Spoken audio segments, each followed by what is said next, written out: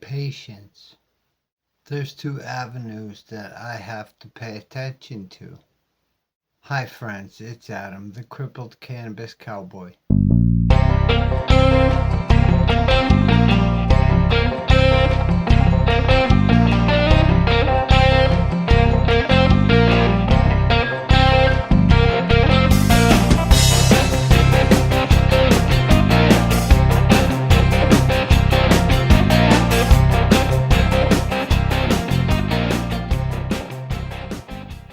Thanks for watching my video about being patient with yourself and being patient with others.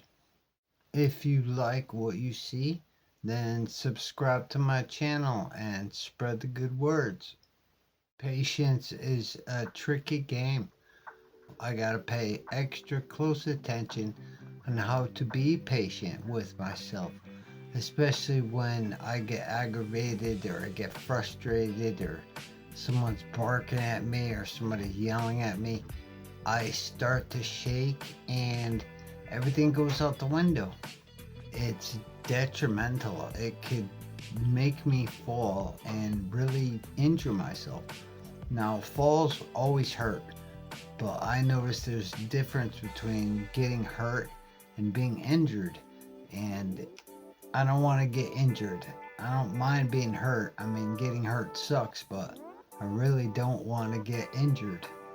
Losing my own patience in myself, that's the detrimental part. It could make me fall because I start to shake, and that makes walking and pretty much doing anything incredibly difficult. Actually, I should say impossible because I'm so bad with this disease. And I have to kind of take a step back and look at the situation and figure out where I'm losing my patience, how I'm losing my patience, and is there something I can do to be a little more patient with the situation at hand. Like I said before, there's two avenues to being patient. I gotta be patient in my own heart, and I gotta show patience when it comes to others outside of my heart. I have something called primary progressive multiple sclerosis, and what that is when a flare up happens, there's it calms down, but there's something remaining, and that's kind of what makes it progressive. So it takes a lot of work. Number one, with myself, and number two, with people, and then number three, do they know what they're doing? Do they know that their loss of patience affects me and affects everyone else around the area? And people that are bad, they might not get better. I don't get better, and that freaking sucks. I there's a lot of things that you notice about yourself when you're like this, and it's kind of like you notice attitudes, you notice people that talk shit, you notice people that are freeloading, you notice people that aren't helping.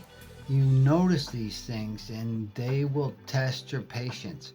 That's got to be the toughest part for me to understand, is some people are just out for themselves. Some people just like to take care of themselves, and I know that from experience. I know people that are like that, and it's not up to them. To, yeah, it's not really up to them if I get better. They don't care. They have their own agenda, and they gotta take care of themselves. So as long as they're catering to themselves and they get better, good for them. But they forget about people like me.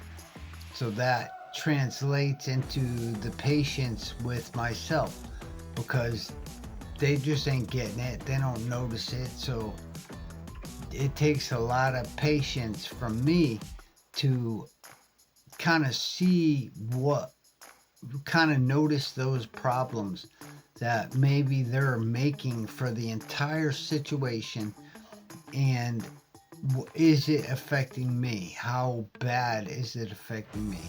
So there are two avenues in patience, and good luck seeing those two avenues. Hopefully somebody learns something from these videos, because it does require a lot of patience to deal with any situation, any bad situation that you have in your life. Because number one, it affects you. Number two, it affects your situation.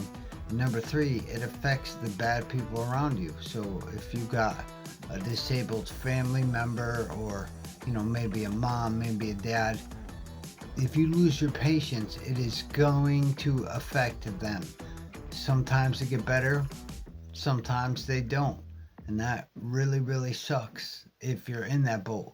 If you are in that boat, then I feel bad for you, because that's a toughie.